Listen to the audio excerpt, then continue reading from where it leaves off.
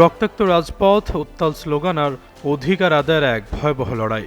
NEET প্রশ্নপত্র ফাঁসের বিচার চেয়ে দিল্লির যন্তর মন্তরে শিক্ষার্থীদের এই আন্দোলন এখন গণবিক্ষোভে রূপ নিয়েছে। কাঁদানে গ্যাসের ধোঁয়া, পুলিশের লাঠিচার্জ আর অধিকার হারা শিক্ষার্থীদের সঙ্গে প্রশাসনের দফায় দফায় সংঘর্ষের রীতিমতো রণক্ষেত্র ভারতের রাজধানী নয়াদিল্লি। এদিকে চলমান উত্তপ্ত পরিস্থিতির মধ্যে শিক্ষার্থীদের সমর্থনে নিজের অবস্থান পরিষ্কার করেছেন তামিল সুপারস্টার বিজয় থালাপতি। সুস্থ জীবন, সুন্দর পৃথিবী।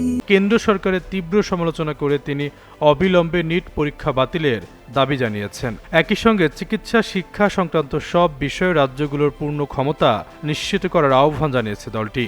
মঙ্গলবার এক বিবৃতিতে বিজয়ের দল টিভিকে জানায়, নিট পরীক্ষা নিয়ে তাদের অবস্থান অটল ও আপোষহীন। যদিও কংগ্রেস পার্টির চলমান বিক্ষোভে এখন পর্যন্ত সরাসরি যোগ দেওয়ার বিষয়ে কোনো সিদ্ধান্ত জানাননি মুখ্যমন্ত্রী থালাপতি বিজয়। তবে বিবৃতিতে উল্লেখ করেন তার দল শিক্ষার্থীদের দাবির পক্ষে রয়েছে। তার দলের মতে চিকিৎসা শিক্ষায় ভর্তির জন্য জাতীয় পর্যায়ে এই পরীক্ষা বাতিল হওয়া উচিত। পাশাপাশি সংবিধানের সমবর্তী তালিকা থেকে শিক্ষা খাতকে সরিয়ে রাজ্য তালিকায় অন্তর্ভুক্ত করার দাবি জানানো হয়েছে। দলটি বলছে, যদি শিক্ষা খাতকে রাজ্য তালিকায় স্থানান্তরে আইনি বা প্রক্রিয়াগত বাধা থাকে, তাহলে অন্তর্বর্তী ব্যবস্থা হিসেবে একটি বিশেষ সমবর্তী তালিকা গঠন করা যেতে পারে। এর মাধ্যমে শিক্ষা, বিশেষ করে চিকিৎসা শিক্ষার ওপর রাজ্য সরকারগুলোর পূর্ণ কর্তৃত্ব নিশ্চিত করা সম্ভব হবে।